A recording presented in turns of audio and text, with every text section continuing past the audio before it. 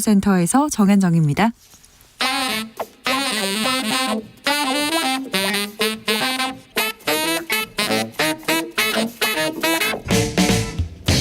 세계는 넓고 이슈는 많다. 우리의 시야를 국제적으로 넓혀보겠습니다. 국내 뉴스, 국제 이슈 다 덤벼라. 지금은 글로벌 시대. 국제적 토크의 세계로 들어가 봅니다. 군사 외교 안보 전문가 김종대 전 의원. 안녕하십니까. 세계적인 평론 스케일 임상훈 인문결 연구소장, 어서 오세요. 안녕하십니까. 의원님. 네. 국방부 장관이 바뀌었어요. 네. 어찌 보셨습니까?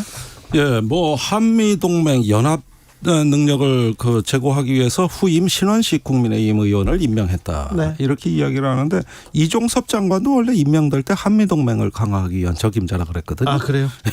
그러니까 한미 동맹 강화하면 맨날 바뀌는 겁니까?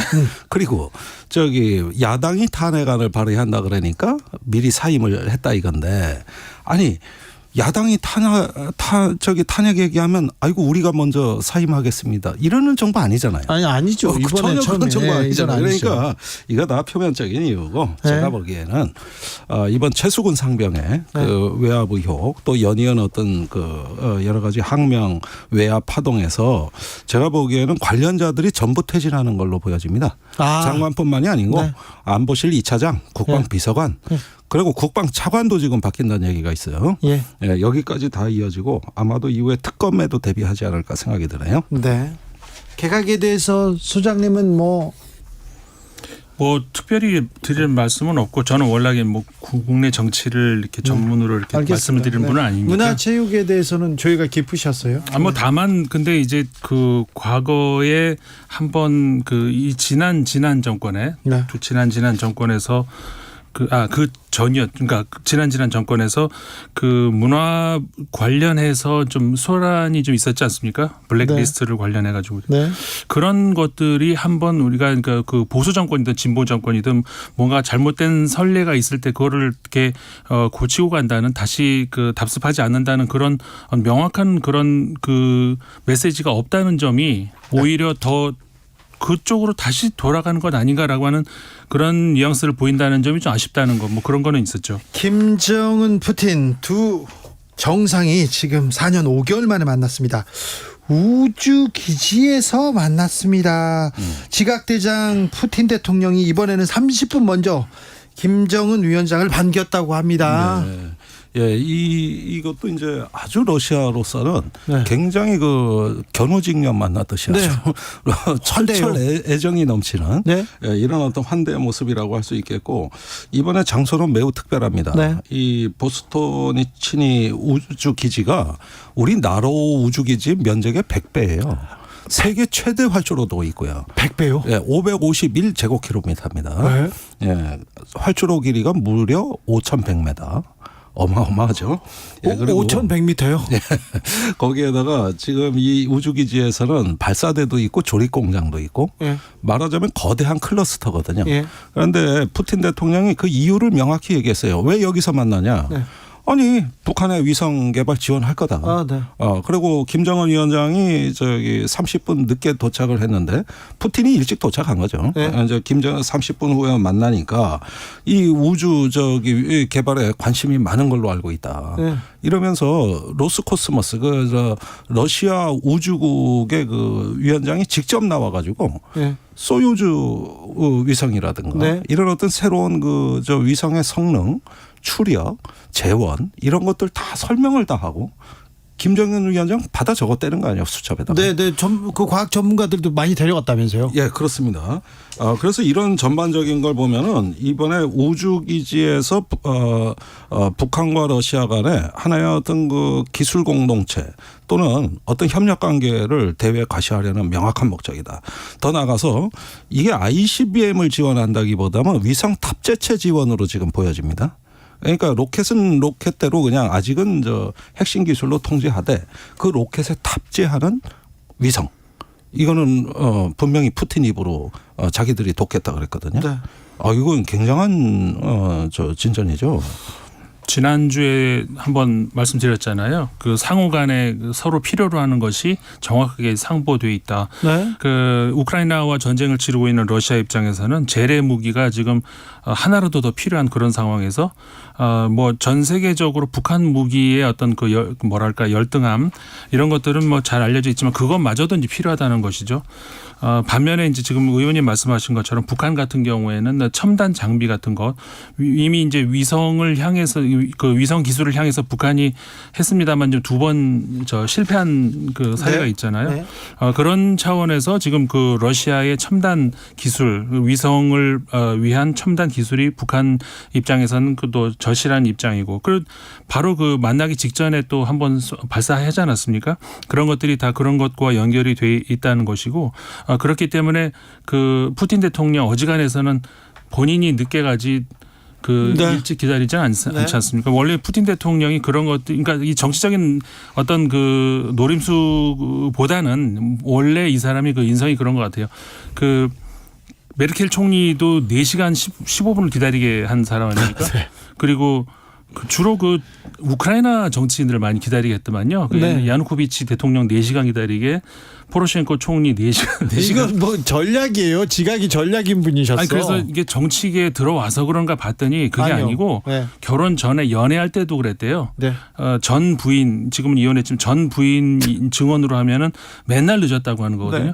근데 그것이 그럼 도대체 왜 늦냐? 그 전 부인 생각은 이것이 이제 과시라는 것이죠. 그러니까 늦게 오므로 해서 이제 그래도 네가 안 가지 않냐, 기다리고 있지 않냐. 이게 이제 정치에 들어와서 똑같은 건데. 그런 사람이 있어요. 그런 사람이 있어요. 네. 아주 밉상이죠. 아주 불쌍해요. 네. 말하고 싶어라. 네. 말하고 싶어요. 네. 제 친구 중에. 예, 저 국회의원도 그런 사람 맨날 아유 있어요. 말하고 싶어라. 네. 예, 여기, 성이 이 씨예요. 네. 아우. 띵띵동. 네. 네. 예, 그런데 이번에 이렇게 일찍 와서 기다리면서 저기 그 오후 2시가 좀 넘어가지고 네. 이제 정상회담이 시작됐는데 양국 정상의 그 모두 발언이 매우 의미 있습니다. 뭐 새로운 뭐 관계로 격상될 것 막 굉장히 진취적이에요. 그러니까 저는 푸틴의 말을 주목하는데 네. 거기서 경제를 포함해서 10가지 주제를 논의할 거라 그랬거든요. 네. 그러면 모든 걸 다 논의하겠다는 건데 네. 지금 여기에 대한 해석이 두 갈래입니다. 네. 그러니까 어제부터 나오는 주로 미국의 싱크탱크 주류의 해석은 네. 사실상 거의 동맹으로 가는 거다. 네. 모든 걸 다 협조할 거다. 네. 에너지, 식량, 인프라, 군사무기 다 할 거다. 이러면서 조금 빅딜이 있을 것처럼 얘기하고 네. 의외로 한국 언론이 차분한데 네. 빅딜은 아니라 스몰딜이다. 네. 그러니까 무기를 주고 포탄을 주고 식량 에너지 정도 받는 데서 시작하지 않겠냐. 네. 푸틴이 그래도 러시아가 핵보유국이고 NPT의 주축국인데 아니 어떻게 핵기술이나 이런 것들을 지원하냐. 그리고 무기 지원도 신중할 거다. 이렇게 하면서 한미 간의 온도차가 좀 달라요. 그래서 여기 스몰딜일 거다. 이렇게 이야기를 한단 말이죠. 그런데 일단은 보여지는 모습은 거의 한일 관계 개선하고 유사한 수준처럼 보입니다. 말하자면 여기서 군사 훈련까지 같이만 하면 이건 한일 관계 안보 협력의 거의 한바퀴 데자뷰라고 봐야 돼요. 그러니까 이런 차원에서는 지금 동아시아 지각 변동이 저는 냉전 이후 30년 만에 가장 중요한 분기점에 도달했다. 이건 아주 근원적 변화거든요. 그러게요. 예. 러시아와의 관계는 북한의 최우선 사안 이러면서 양국 관계 새로운 수준으로 격상시킬 것 막 김정은 위원장의 말이 어휴. 4년 전에도 만났었잖아요. 네. 그 정상이. 근데 4년 전하고 완전히 딴판이 된 셈이죠. 그때는 조금 약간 그 뭐라고 해. 좀 힘겨루기가 보였어요. 그리고 북한 입장에서 그 당시에는 그 미국과의 어떻게 좀 뭐 담판을 지어보려고 하다가 실패해서 예. 국제적으로 굉장히 그 고립이 될 수 있는 그런 상황에서 어떻게 보면은 구원 요청으로 간 셈이었고 그리고 당시 푸틴 대통령은 그렇게 지금처럼 이렇게 궁지에 몰리는 상황이 아니었었죠. 그렇죠. 그러니까 오히려 이제 김정은 위원장을 받아주는 어떤 그런 입장이었는데 지금은 4년 만에 완전히 입장이 어떻게 보면 좀 정반대가 돼버리는 그런 게 돼버렸는데 어떤 그러니까 아까 한미일이 그 과거에 볼 수 없었던 그런 어떤 그 긴밀한 관계로 들어가면서 그 어떤 그 북한의 그 친러, 친중 이런 것들의 그러니까 중국 같은 경우에는 북한이 그 두 정상 간의 그 개인적인 어떤 친밀 관계는 굉장히 좀 적어 보이거든요. 지금까지 시진핑 국가주석하고 김정은 위원장하고 개인적인 친밀도가 굉장히 과거 정상들에 비해서 굉장히 서먹서먹하다 이제 이렇게 보여지는데 그런 차원에서 이제 북한은 러시아와 가까워지는 그런 길을 통해서 중국에 대한 압박 이런 효과를 얻을 수가 있는 것이고 물론 러시아도 마찬가지고요. 북한과 더 가까워지는 항상 그 북한 지도자들은 중국과 러시아 사이에서의 그런 줄다리기 외교를 해왔던 그런 측면이 있기 때문에 그런 차원에서 그러니까는 한미일, 북중러 다 또한 다시 과거로 이렇게 회귀하게 되는 뭐 어떻게 보면은 이 한국과 미국, 일본이 그런 거를 또 빌미를 제공한 측면도 있죠. 네, 그 말씀대로라면 이게 중국의 어떤 동북아 정책에도 심대한 영향을 줄 수 있는 변수가 출현했다는 말씀이신데 결국 노무현 대통령에 의한 동북아 균형자가 북한이 됐습니다. 그렇게 됐네요. 예. 그러니까 결국 밸런스, 균형자라는 건 이쪽 저쪽을 다 저기 편승하거나 아니면은 균형을 맞춰가면서 주요 액터가 된다는 뜻이거든요. 그러다 보니까 북한이 동북아 균형자가 된 거예요. 여기에다가 더 나아가서는 이게 어떤 세계사적으로 굉장히 저는 의미 있게 보는 게 뭐냐면은 1950년의 한국 전쟁은 우리가 세계로부터 냉전을 수입한 겁니다. 그래서 전쟁이 일어났어요. 반면에 지금은 남북한이 냉전을 수출하고 있습니다. 그렇죠. 그 현장이 유럽입니다. 거기에 남북한 무기가 직접 충돌하는 양상이 되는 위험이 아주 커졌습니다. 과거에는 전쟁을 수입해 왔는데 이제 수출하는 이런 어떤 의미의 대전환이 있었다는 거고 또 냉전 이후 30년 동안 미국은 끊임없이 북한하고 밀당을 했는데 이제 그런 프레임은 무너졌다. 이제는 북한이 미국을 더 이상 관계 정상화의 상대로 보지 않을 가능성도 높아졌다. 그러면서 할아버지 김정은 국무위원장의 할아버지인 김일성 주석의 외교로 돌아갔다. 그게 바로 중국과 러시아에서 줄타기하면서 양측으로부터 이익을 취하는 이런 어떤 그 생존의 공간을 확보하는 할아버지 외교로 되돌아갔다. 이거예요. 북러 정상은 정상회담을 마친 후에 만찬에 이렇게 들어갔다고 합니다. 중국과 우리의 관계는 어떻습니까? 조태용 국가안보실장이 시진핑 국가주석의 방안도 성사시키겠다 여기까지 얘기하고 윤석열 대통령 한중일 정상회의 한중일이라는 이 어순으로 정상회의 개최 적극 추진하겠다 이런 얘기도 했어요. 아니 글쎄요. 언제는 한일 중 언제는 또 오늘은 한중일. 저 헷갈립니다. 왜 이래 일관성이 없을까. 참 그런데 오늘은 또 중국을 배려하는 듯한 말을 하다 보니까 일중이 중일로 바뀌었어요. 그런데 여기 3자 정상회의에 대해서는 이게 4월에 그 한일 정상회담 때 합의가 됐거든요. 그때 기시다 총리하고 한중일 정상회의를 조속히 추진한다고 연내 추진한다고 양국이 같은 목소리를 냈어요. 그리고 대한민국이 올해 한중일 회의 주최국입니다. 그래가지고 시진핑 주석에 대해 가지고 초청하는 의사를 당시에도 표명을 했습니다만 지금 중국 측에서 답변이 없습니다. 시진핑 주석이 여기에 관심을 표명하는지 전혀 알려지지가 않았고 만일에 한중일 회담이 연내에 개최된다면 중국 쪽에서 들리는 소식은 시진핑이 아니라 리창 총리가 올 가능성이 높다는 이런 관측들은 제가 듣고 있습니다. 그렇다면은 연내에 할 수 있는 제가 보기에 목표치는 한중일 정상회의를 하되 일단 중국 총리가 온다. 다소 김 빠지긴 하지만 이 정도는 기대할 수 있는 거 아니냐. 그리고 중국도 필요한 입장이에요. 지금 한미일이 너무 그 어떤 그 동맹의 단계로 진화하고 이 속도가 빨라지고 있다고 생각이 된다면은 한 번은 개입하고 싶어 할 거란 말이죠. 그런 면에서 중국도 이 관심사는 갖고는 있다. 그러나 최근에 이 경색된 분위기에다 일본 후쿠시마 오염수 방류, 그다음에 한미일 공동훈련 개최 이런 여러 가지 상황을 봤을 때는 중국이 다시 거리두기로 돌아서서 연내 개최가 좀 물 건너갈 가능성이 높아 보입니다. 그 중국의 가능성, 두 가지 가능성 말씀해 주셨는데 그래도 하나의 끈을 좀 연결해 놓을 가능성, 그렇지 않을 가능성. 근데 저는 후자에 좀 무게를 두는 것이 중국의 지금 국제 관계에서 우선점을 두는 게 이 동북아시아 쪽보다는 인도 태평양 지역, 그러니까 다시 말해서 인도와의 어떤 그런 건 인도가 지금 미국과의 그 긴밀한 관계도 그렇고 그리고 또 독자적인 이번에 그 G20 정상회의 때도 인도라는 말 안 하고 바라트라는 말을 쓰면서 네? 새롭게 이 뭐 다른 또 하나의 축으로서의 죄송합니다. 그 인도의 목소리를 내려고 하는 그런 게 있었단 말이에요. 그리고 그런 상징적인 측면 아니라 실용적인 측면에서도 러시아 지금 현재 그 우크라이나 전쟁에서의 러시아와 서방의 중간에 서서 중재를 하려는 듯한 이런 모습을 보였고 이번에 그 시진핑 국가주석이 그 G20 정상회의에 가지 않은 것도 그런 인도와의 어떤 그런 관계하고 연결을 시켜서 봐야 될 것 같단 말이죠. 그리고 중국 내부에서 지금 경제 상황이 지금 당장 무너져도 이상하지 않을 정도로 굉장히 불안한 그런 상황에서 동북아시아의 관계에 지금 가뜩이나 한미일이 이렇게 찰떡궁합을 보이고 있는 이런 상황에서 그 틈이 보이지 않는데 굳이 국가주석이 거기에 와서 그 모양 빠지는 그런 모습을 보여줄 것인가. 저는 그래서 시진핑 국가주석의 방한은 어렵지 않겠는가. 지금 그 의원님 말씀처럼 총리가 대신 오는 그런 쪽이 더 유력하다 이렇게 보여집니다. 그런데 그렇게 되면은 우리 입장에서는 사실은 이 지금 중국과의 외교가 거의 단절에 가까운 상태로 2년을 방치한다는 얘기거든요.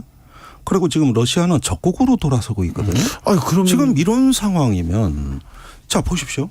저기 지난 30년간 우리가 중국 러시아 협조받아 북한을 관리했습니다. 예. 그래서 북한을 다 포위해 왔는데 중국 러시아가 떨어져 나간다는 것은 대한민국 외교의 그 중요한 자산이 유실된다는 뜻이고. 경제도 생각해야 될 거 이제 아닙니까? 북한 관리할 수 있는 다른 어떤 그 제2, 제3의 어떤 수단들이 다 없어지고. 네. 말씀하신 대로 경제 문제도 그렇습니다. 지금 통상부서나 외교부서들은 중국하고 현안 얘기를 굉장히 빨리 하고 싶어 합니다. 네. 그런데 항상 대통령실이나 이 어떤 좀 이념적인 그런 어떤 흐름으로 부처를 지금 계속 통제하다 보니 중국하고 할 얘기를 못 하고 있어요, 지금. 이런 상황이 2년 가까이 지속된다고 한번 생각해 보십시오. 계속 지금 교역 지표는 나빠지는데. 그러다 보면은 제가 보기에는 지금 한미일이라는 삼국 동맹, 삼국 안보 협력의 자기 만족 지향형에 이런 어떤 그 좁은 외교를 했다는 게 서서히 그 패단이 드러나기 시작하고 있다. 그리고 시계가 빨라졌다. 지금 북중러가 움직이는 게. 그러면 지금이라도 정부가 1년 반은 이제 결산하고 이제는 진단하고 한 번은 외교 방향을 좀 정상화해 주셔야지. 자꾸 이렇게 한쪽으로 쏠려가 가지고 앞으로 주변 정세를 어떻게 관리합니까? 국제 정세는요. 주도하지 않으면 주도 당하는 겁니다. 그게 냉혹한 현실이에요. 네. 그런데 자꾸 미일에 편승한 게 외교의 전부라고 생각하고 거기서 자기 만족을 해버리면은 그러면 어떻게 앞으로 주변 정세를 우리가 관리하고 주도하겠습니까? 네. 북한 문제는 점점 커질 거고. 북러 정상회담에 대해서 전 세계는 어떻게 반응할까요? 충격적으로 봐요. 그래요? 미국이 제일 충격받았어요. 거의 비상사태예요, 지금. 그래요? 예. 아니 북한이 러시아를 놓으면 우크라이나 전쟁 비용이 급격히 치솟습니다. 맞아요. 분명히 북한의 그 포탄이 우크라이나 시민을 희생시킬 거고. 네. 그럼 미국이 안 도와줄 수가 없고. 그럼 내년 대선에 공화당은 지금 추가적인 전비 지원을 반대하는 분위기인데 여기서 $1,000억 쓴 미국이 또 돈이 들어간다. 이게 바이든 재선에 유리하겠습니까? 중국은요? 중국은 좀 묘하잖아요. 러시아하고 중국이 이렇게 러시아와 북한이 이렇게 밀착하면 또 중국은 조금 견제해야 되는 거 아닌가요?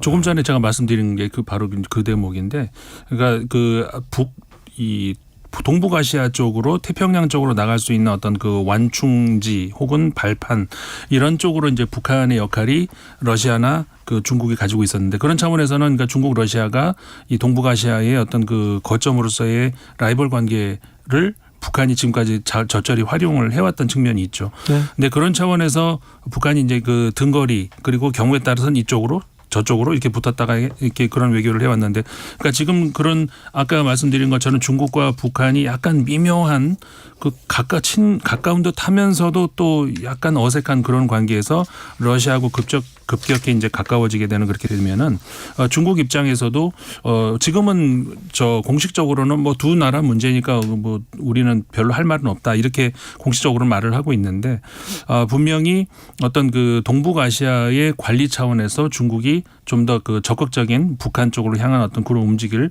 보일 가능성이 있죠. 나는 의외의 가능성을 보는데요. 제가 최근에 듣는 얘기로는 북러 정상회담을 중국이 측면 지원했다는 얘기도 듣고 있습니다. 아, 그래요? 예, 그게 어떤 측면이냐면은 무역 관계예요. 네. 양국 무역에 루블화 결제 문제가 있어요. 예. 그러면 그거 신용을 누가 보증해 주느냐. 이런 문제들에 중국이 개입한 걸로 돼 있어요. 그러니까 이 부분은 지금 기존의 상식으로 해석 안 되는 일들이 일어나고 있습니다. 현재. 국제 세계 판도가 지금 바뀌고 있네요. 단층선이 이동하고 있습니다. 판이 흔들리고 있네요. 예, 이거는 냉전 이후 가장 큰 변화입니다. 김종대, 임상훈 두 분 감사합니다. 고맙습니다. 저는 내일 다시 돌아오겠습니다. 주진우였습니다. 사업장 폐기물 처리 올바른 방법으로 하고 계신가요? 2023년 10월 1일부터 지정 폐기물